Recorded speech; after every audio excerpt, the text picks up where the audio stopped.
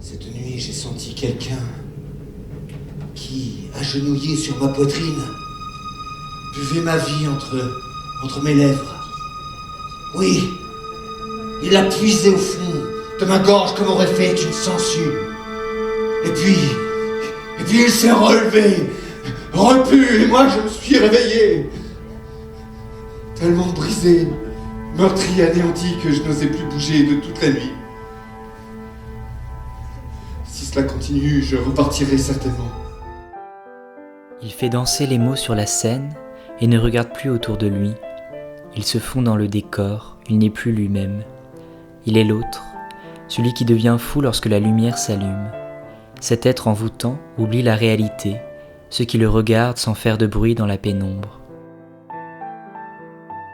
Elle, tout en haut, l'observe attentivement, l'aide à s'envoler, s'imaginer ailleurs. Elle contrôle la situation et se laisse également emporter par ce monde d'aliénés.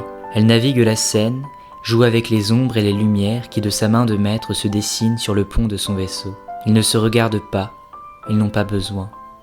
La folie les emporte et la vraie vie s'éloigne pour un temps.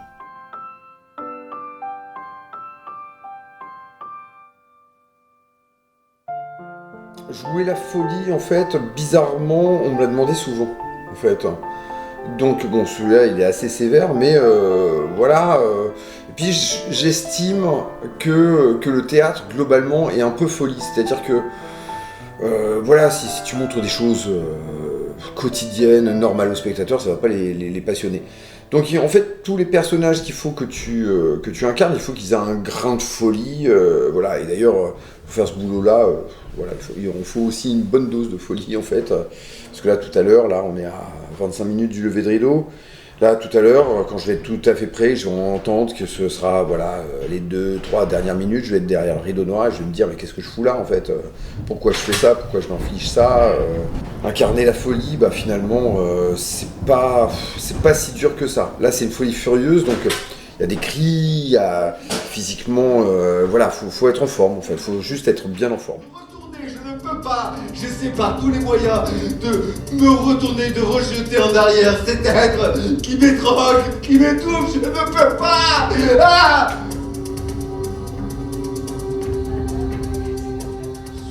Avant même ce travail d'adaptation, il y avait une réflexion qu'on avait menée avec Philippe en se disant, tiens, si on travaillait sur la peur au théâtre, on s'était rendu compte que finalement c'était un sentiment qu'on avait très peu en tant que spectateur, et on avait envie de retrouver ça. Le texte s'y prêtait, du Horla, et on avait une autre source d'inspiration qui était Joël Pomera, qui d'ailleurs nous avait fait bien peur dans une de ses mises en scène, c'était Ma chambre froide, je crois.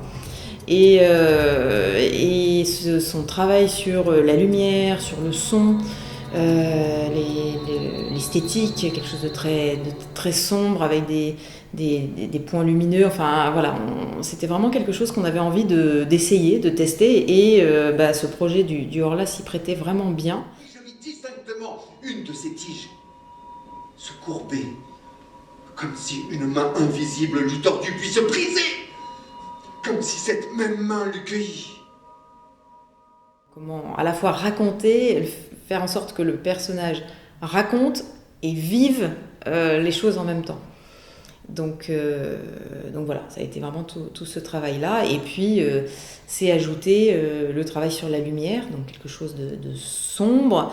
Donc sur le son, on a choisi de sonoriser Philippe, ce qui lui permettait de parler aussi dans le noir et de jouer justement sur ce clair-obscur. Il y a des moments où il est à peine éclairé ou en ombre chinoise, et il fallait qu'on puisse l'entendre, qu'il puisse chuchoter en fait, et que sa voix vienne de partout dans la salle. Donc pour accompagner le travail sur la lumière, on a recherché comment créer une ambiance musicale qui nous amène à cette angoisse, cette peur, ce questionnement. Est-ce qu'il y a vraiment quelque chose ou pas?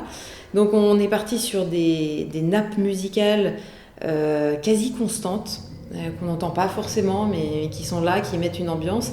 Et on s'est rendu compte, et c'est assez drôle, que finalement, quand on arrêtait la musique, ça devenait encore plus angoissant, parce qu'on s'était habitué, ok, il y a quelque chose, il y a de la musique, et plus rien, le silence.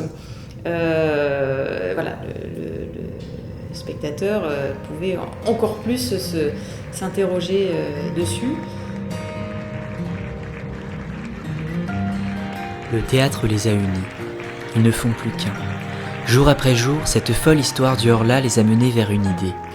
Monter à deux une entreprise de théâtre. Elle écrira les pièces et il les mettra en scène avec de jeunes comédiens. Ils seront à jamais ensemble et pris par leur passion nuit et jour. Il n'y aura ni le temps de souffler, ni de se reposer. Il faudra sans cesse imaginer, penser, construire, déconstruire, reconstruire et trouver la perle rare qui les mènera vers le paradis, vers ce bonheur extrême d'avoir inventé à deux de belles histoires avec un début et une fin pour plaire à ceux qui dans le noir les écouteront tout doucement.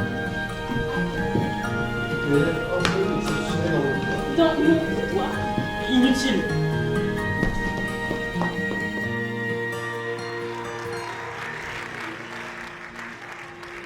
Et une boîte, ce qui est génial en fait, surtout les petites, c'est une manière en fait de faire en sorte que n'importe lesquelles de tes initiatives, tu vas pouvoir peut-être les transformer en revenus ou en richesse, voilà, en quelque chose en tout cas.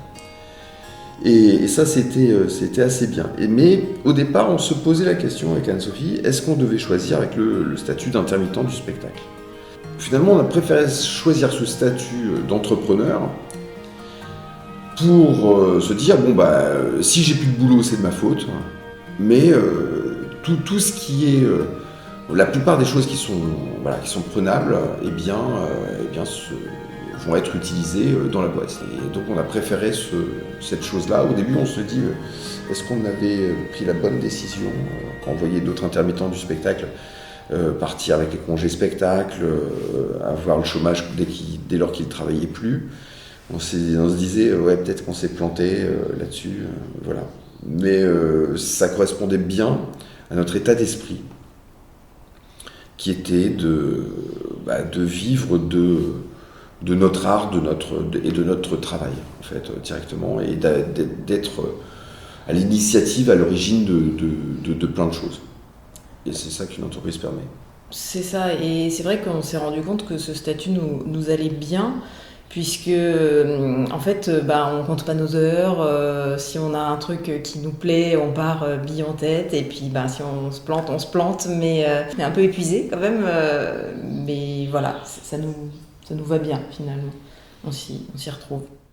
Elle s'enferme et s'isole. Elle se coupe du monde durant quelques heures et se plonge dans son imaginaire. Elle rejoint ses personnages et leur fait vivre des péripéties. Elle est seule face à la page blanche qui peut parfois faire peur, mais aussi faire émerger des lettres et des mots qui se joueront sur scène. Elle commence, sans perdre de temps. Le premier spectacle n'est plus qu'à quelques mois de la première représentation et le stress est à son comble. Elle essaye, se trompe, réessaie et finit par y arriver. Dans un mois, les jeunes artistes auront le texte en main pour commencer le grand périple de ce Big Market. C'est l'histoire d'un groupe de jeunes gens, on va dire apprentis artistes, qui ont pour rêve de vivre de leur passion, et qui vont se rendre compte à travers la pièce qu'ils sont dépendants d'un certain marché, qu'ils ne peuvent pas y échapper, et que même pour certains, finalement, c'est pas leurs œuvres les plus personnelles qui vont payer, ça va être des choses qui sont plus conformes à un état d'esprit ou à une attente. Et voilà, c'est un peu des désillusions, et en même temps, pour certains, ça sera une totale désillusion, pour d'autres, un opportunisme, ok, j'ai compris le système, je rentre dedans. Au final, je raconte juste une histoire et j'y mets toutes mes interrogations à travers des personnages. Le Big Market parle de l'art, plutôt art contemporain, et c'est vrai que moi dans mon parcours d'histoire de l'art, du coup j'avais abordé un peu l'art contemporain. Alors c'est vrai qu'à l'école du Louvre on est surtout sur l'art ancien, toutes les époques, et très peu l'art contemporain. Enfin, il y a une section, mais c'était pas la mienne. Et voilà, et c'est vrai qu'il y avait l'art contemporain et aussi le marché de l'art, puisque les deux sont extrêmement liés. Et voilà, et c'est un monde qui a sa bonne dose d'absurdité, et l'absurdité étant source de comédie, je me disais qu'il y avait vraiment moyen d'écrire dessus. Dans cette comédie, il y a plein de réflexions qui sont assez critiques sur cette absurdité. Et depuis, il y a eu des choses en art contemporain qui se sont passées, qui sont très très intéressantes. L'histoire de cette banane scotchée vendue à des millions, ou la démarche de Bansky qui est absolument géniale, où il se moque justement de ça, de cette spéculation sur l'art. Il y a aussi une dimension dans l'art contemporain qui me fascine, entre guillemets, au sens où finalement c'est plus l'esthétique qui est le plus important, ça va être le sens, le message. Je me dis, la question au final c'est du coup qu'est-ce que l'art ? L'art pour moi aussi a besoin de me faire rêver, alors ça peut passer par des choses très trash, très, très moches, mais au final il y a une espèce de beauté qui doit s'en dégager. Et voilà, ça m'amusait d'en parler. Je vais pas juger, j'ai pas de réponse, voilà, mais ça m'interroge beaucoup. Le temps de l'écriture, pour moi, est généralement assez rapide. Mais par contre, c'est généralement c'est toujours le résultat d'une réflexion qui peut prendre des mois, qui des fois prend des années. Finalement, ce sujet-là, oui, ces interrogations-là, elles sont dans ma tête au moins depuis l'école du lourd et à mon avis bien avant aussi. La moindre visite de musée nous pose ces questions-là quand on lit même sur des petites biographies d'artistes dans les musées ou dans les livres ou quoi. Voilà, il y a une réplique que j'ai adoré mettre, un auteur célèbre est un artiste célèbre est un artiste mort. Voilà, c'est terrible la quantité de destins tragiques ou de talents qui se révèlent après la mort. Voilà, il faut du temps aussi, hein, les grands précurseurs de l'art contemporain, et c'est là où je me garderais bien de porter un jugement, parce que si ça se trouve, eh bien on trouvera quelque chose de fabuleux, alors qu'aujourd'hui on regarde un peu en rigolant, parce qu'on n'a pas compris, tout simplement, et que je trouve que ce soit en littérature ou en art plastique, et je crois en musique, les grands révolutionnaires vont souvent trop loin pour être vraiment appréciés et appréciables, mais par contre ce qu'ils apportent nourrit tout un courant derrière.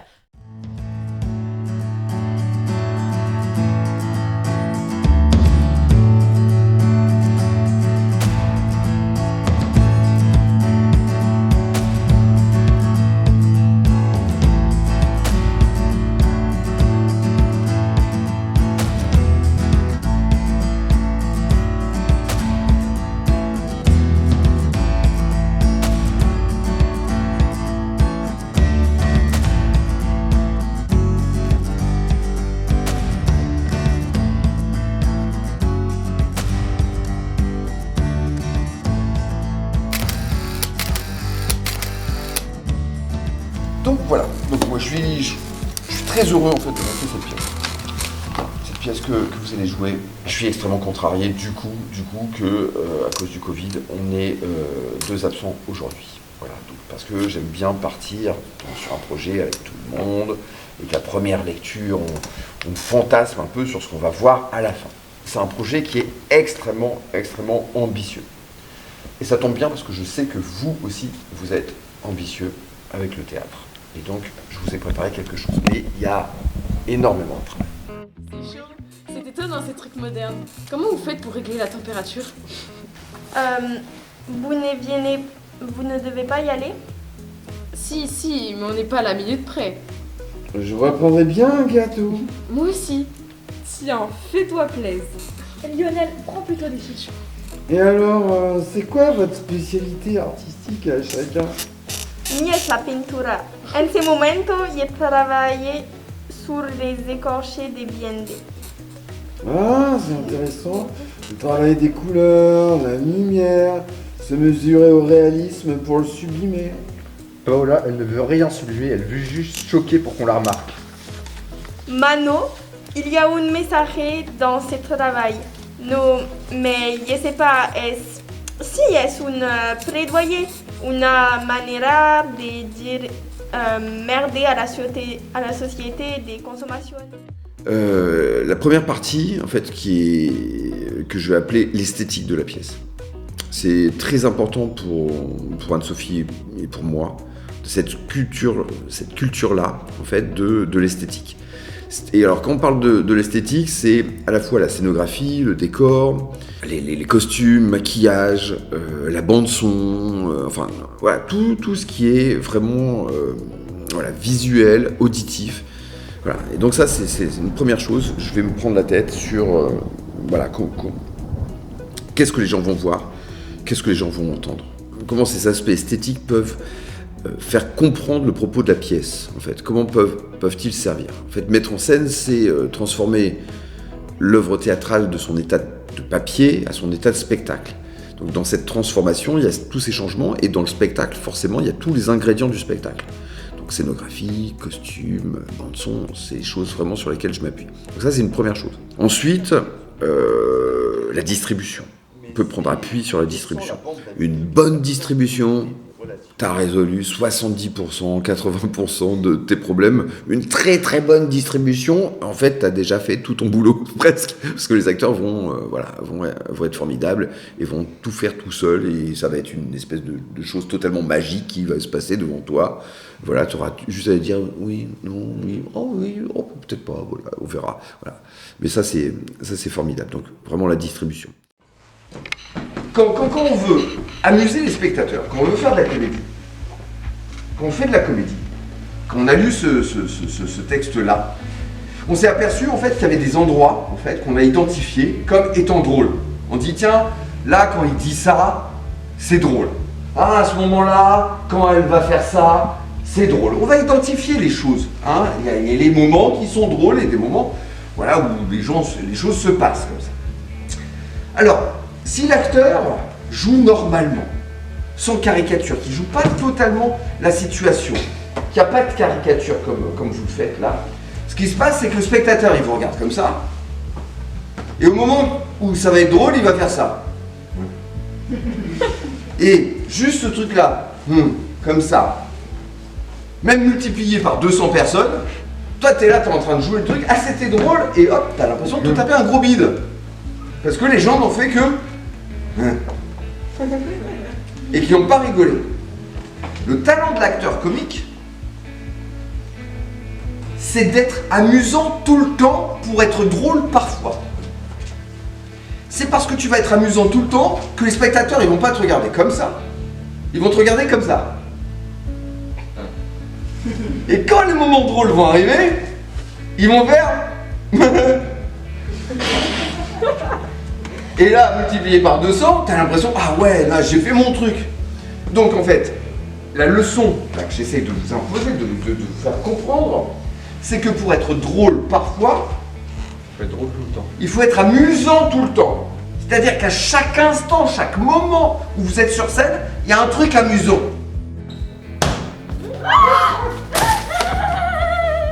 Alors ça, depuis le temps que j'en rêvais. Bravo mon petit Lionel. Horrifié, tout le monde horrifié, sauf Francky. Je sais pas ce qui s'est passé. Oh Lionel, t'es complètement... Mais je t'aime même si tu te comportes comme un rebelle. Ah d'accord. Sur la chaise.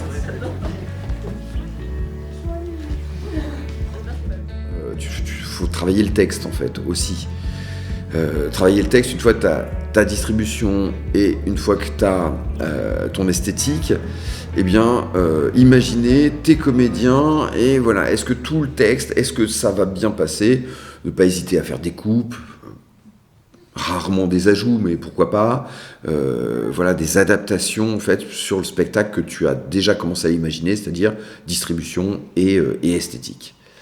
Et ensuite, c'est le travail du plateau, en fait. Le travail du plateau, moi je suis comédien, et je pense que ma manière de mettre en scène avec les comédiens, c'est d'un comédien à un autre comédien, en fait.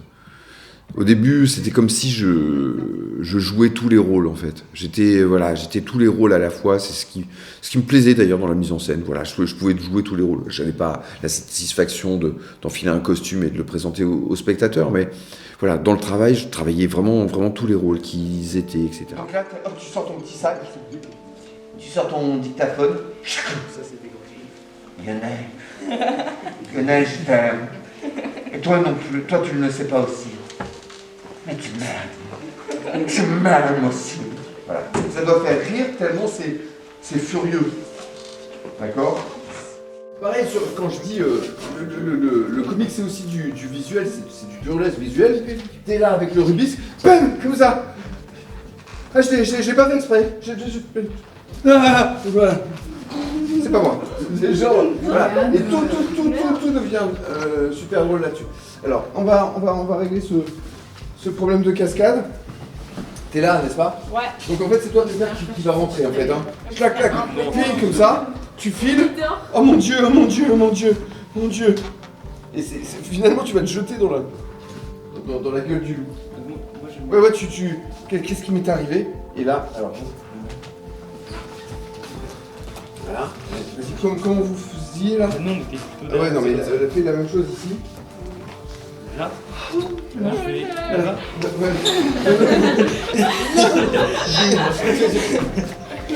Il y a même un truc.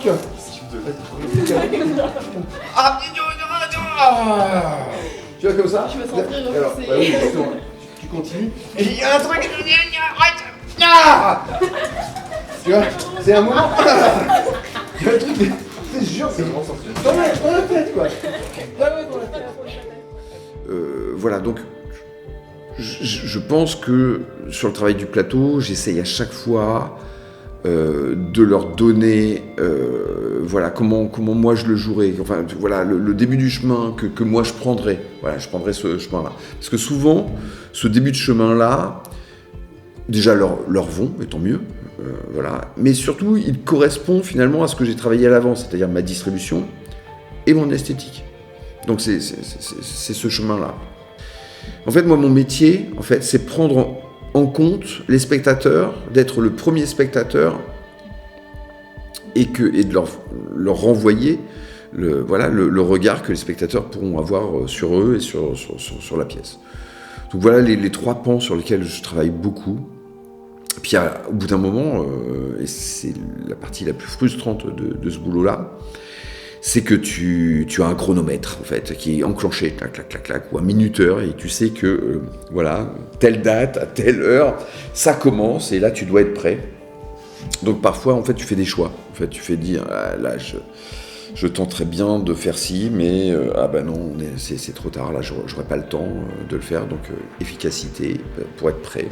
Là j'aurais envie de leur parler de ça, j'aurais envie de dire ça, mais là non, pas possible. Voilà, donc il y a parfois des priorités en fait, voilà, qui sont la priorité du spectacle pour être prêt. Et au bout d'un moment, bah, c'est frustrant, mais après c'est que du filage en fait. Donc ils filent les choses, il faut leur laisser aussi l'espace, le temps en fait, pour que la pièce leur appartienne totalement. Et toi, tu dois te taire, tu veux prendre que des notes et leur dire uniquement à la fin, voilà, de la manière la plus concise. Et ça, c'est compliqué parce qu'en fait, tu pourrais travailler une pièce pendant des années et des années, en fait. On t'entend des choses, etc. Et c'est pas possible de ne pas avoir une échéance, en fait. Il faut absolument qu'on ait une échéance en théâtre pour être sûr d'être prêt à un moment et pas te diluer là-dessus. Voilà, un petit peu le travail de mise en scène. En plus, la revente pour valeur de mécénat. Je passe pour un philanthrope qui aide à la création artistique. Je suis décoré de l'ordre du mérite, fait chevalier des arts et des lettres.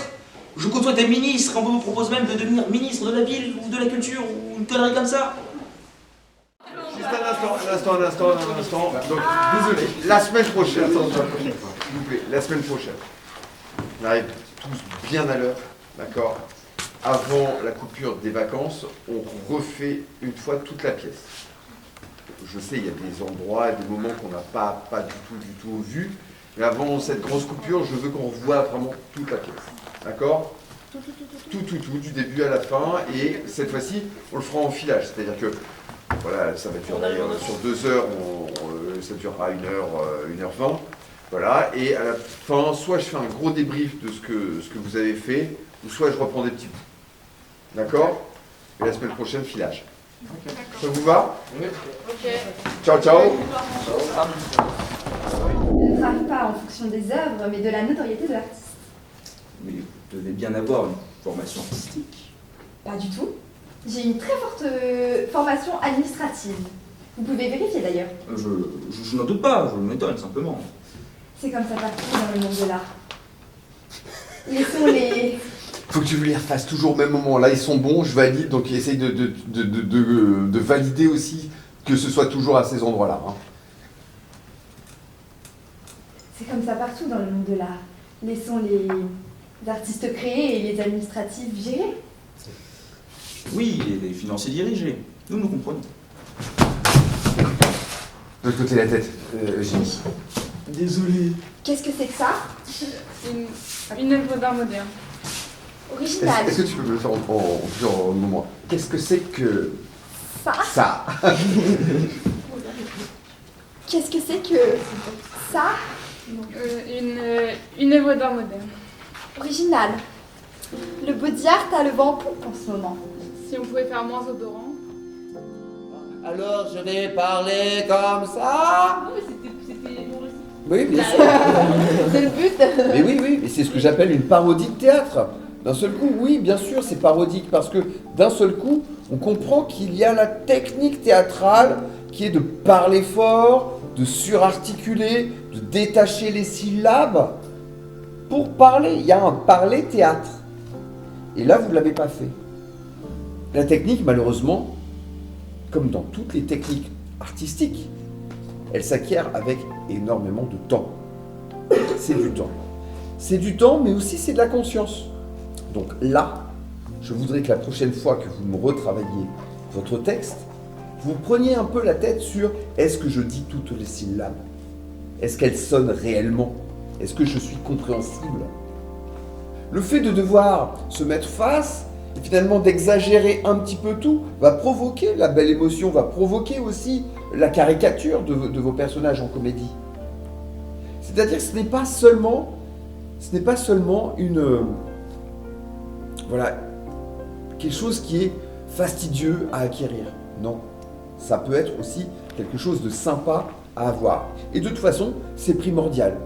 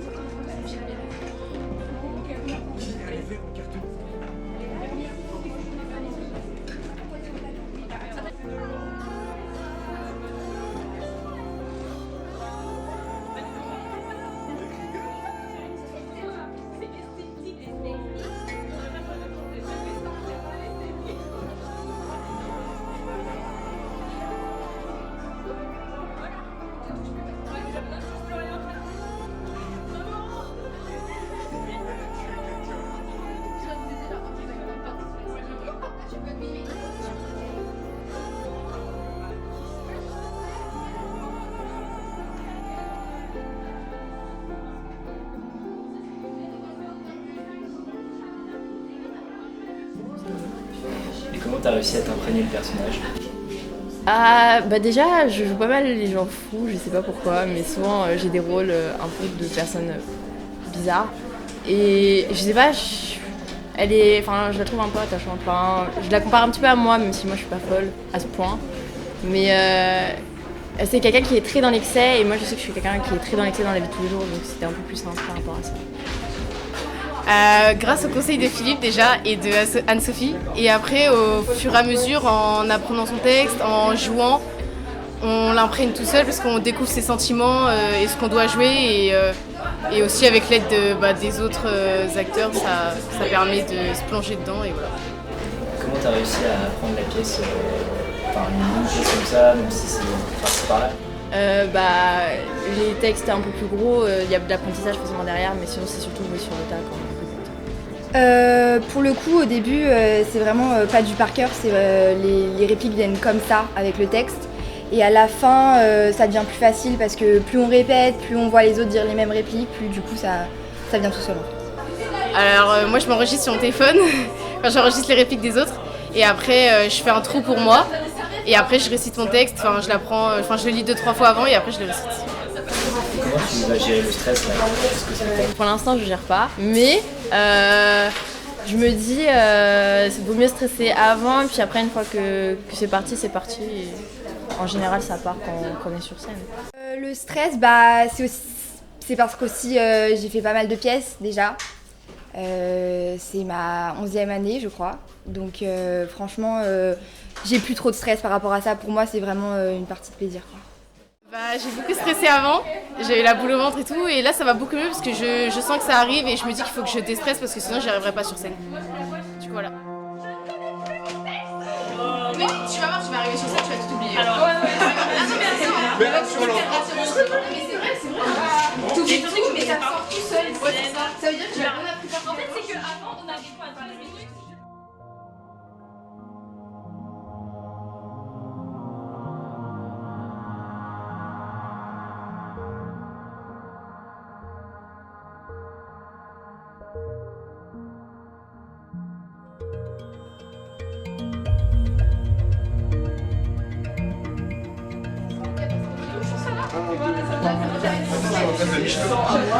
Alors,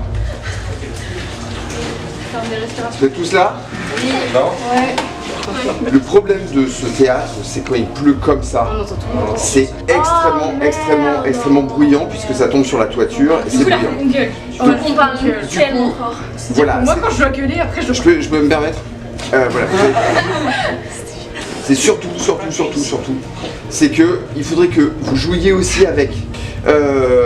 Pour moi, vous êtes ultra prêts, ultra prêts. Il n'y a aucun souci. Je pense que ça fait un moment que vous êtes prêts.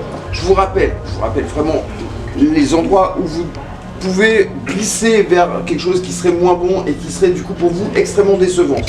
C'est justement la voix, le rythme, c'est-à-dire prendre un peu trop son temps pour jouer, résultat, il y a les temps de silence, voilà. Et la deuxième chose, c'est bien sûr les entrées qu'on attend pendant 3 heures. Je préférerais que la pièce se termine en 2022. En fait. Voilà, ok. Donc c'est vraiment les trois choses sur lesquelles vous pouvez glisser sur une pente qui serait décevante à la fin. Vos qualités, vous les connaissez. Voilà, c'est votre générosité dans votre jeu, vos personnages qui sont dans la caricature. Et là, tout le monde a bien son personnage. Surtout ces qualités, faites-les valoir. Allez-y, hein.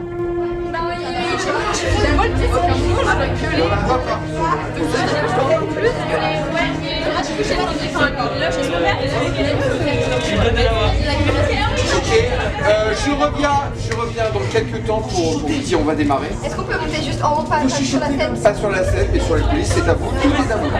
Non, J'entends pas. J'entends pas ce que tu dis.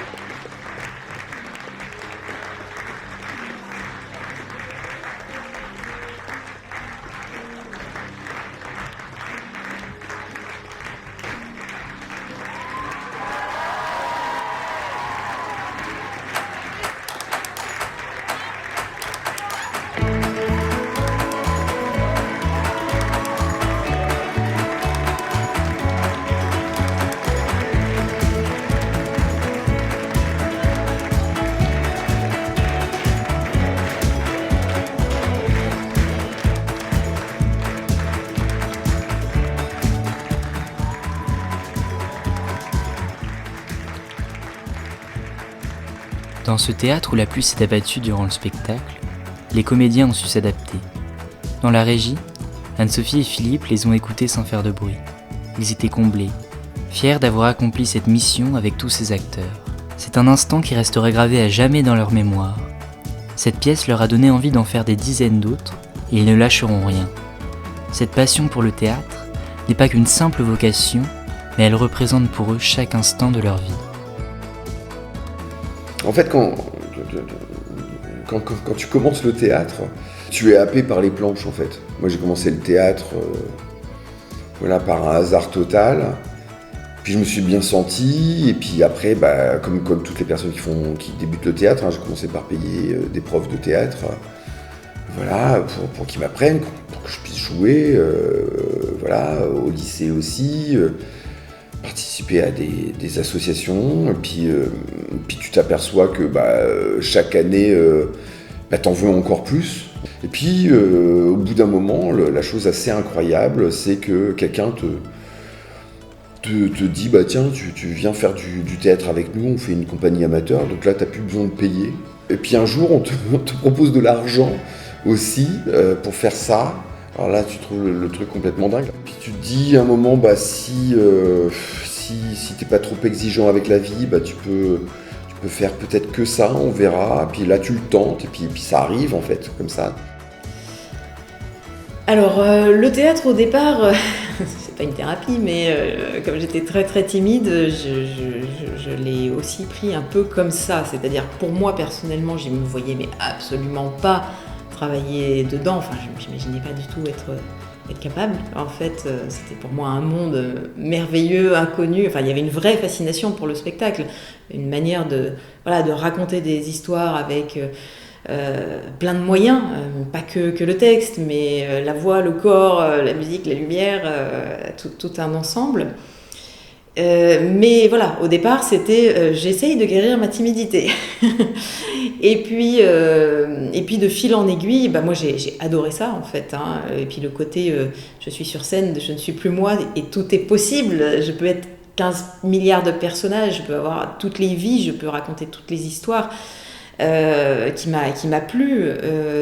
Après, dans l'écriture théâtrale, et l'écriture en général, finalement, il y a tellement de choses qui me semblent complexes, obscures, que je ne comprends pas forcément, et l'aborder à travers des histoires, des destins individuels, pour moi, clarifie les choses. Donc, il y a ce côté, j'essaye d'y voir plus clair sur la vie, finalement, en écrivant. Et il y a un autre aspect du théâtre qui me fascine, c'est le côté très artisanal. C'est-à-dire que c'est concret, quoi. On a les mains dans le cambouis. Une fois qu'on est là, on se heurte à plein de problèmes qui deviennent des atouts finalement très techniques. Se placer, on va pas se passer dos au public, mais en même temps il faut être cohérent avec notre histoire. Qu'est-ce que la lumière peut apporter comme sens. Donc voilà, il y a ce côté très concret et ce côté aussi très émotionnel, c'est-à-dire on joue avec les émotions et il y a un côté plus grand que la vie qui est intense finalement. On ramasse en 1 heure de spectacle finalement des choses qui peuvent se passer sur une vie, sur des vies, et ce côté très condensé fait quelque chose de fort et voilà, on échappe à la banalité de la vie, à travers finalement un spectacle. Dans ce qu'on raconte, on est obligé d'enlever tout ce qui est du quotidien, tout ce qui est, des fois on le met en avant, mais finalement, on a quelque chose de très ramassé, de très intense. Et cette intensité-là, elle est très agréable, elle est presque addictive des fois. Donc oui, il y a tout ça, finalement, dans le théâtre. Il y a de l'adrénaline tellement forte, en fait, quand tu fais ce métier-là, qu'on est un peu accro au trac aussi, à ce doute de plaire. Ce doute d'arriver sur le hors-là, je suis tout seul. Là, il y avait 120 personnes. t'es seul, est-ce qu'ils vont t'écouter? Est-ce que ça va être assez intéressant? Est-ce que qui tu es, toi, pour prétendre de faire taire 120 personnes qui ont payé leur place, qui ont décidé de sortir de chez eux, etc. Est-ce que ça va matcher?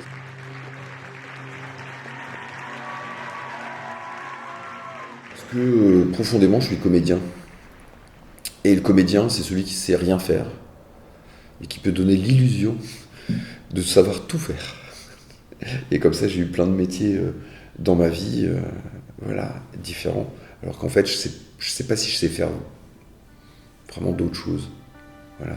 En tout cas aussi bien que ça, le théâtre.